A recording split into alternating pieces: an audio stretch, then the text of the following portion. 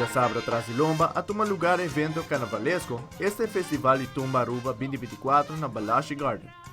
Um grupo grande de visitantes está presente, para aqui presenciar diferentes prestações no dia tumberona com o ambiente e animação. A conta com um total de 8 participantes, que segura dona um show de Balashi Garden.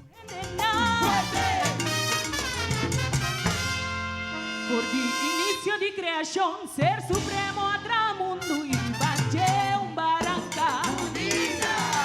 Aruba di su cultura, gozare se dá. O resultado na palo que trata o Festival de Tumba Aruba 2024 está o seguinte. Segundo finalista queda de mão de Jerwin Hernandez com o título de canção Dr. Tumba.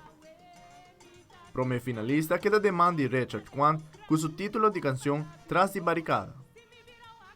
E Aruba conhece sua reina de tumba com a queda de mão de Gillian Wester com o título de canção Barranca.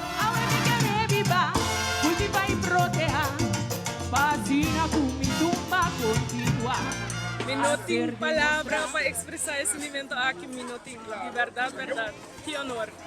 Contamente que ribo tumba ko presida we noche.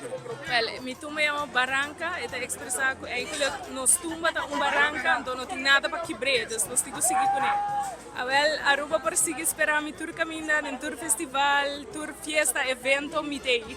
Também, a saque ganador de Tumba Louco, que queda de mão de Tyson Cruz com o título de canção Praticamente.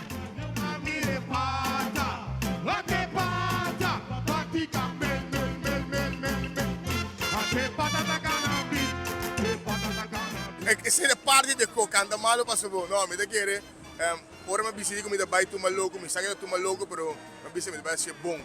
Loco preto però buon, então sa che il risultato contento di por apportare al Festival di Tumba 52, mi un lugar assim na yen e com um resultado de hard work, lo que va atrás peta resultado, danke na Niro, na Rigel, Dani Coleman, full bamboche bem com essa que possível, minha família, full meu grupo baila, dus danke de coração, sacava Tyson, e comediante, tem para aportar tudo que está chiste, algo fun para ver de grupo.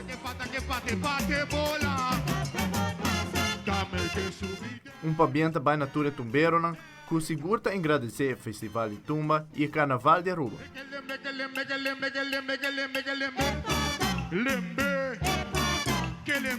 Amit Pedro Iveron para Telenotícias.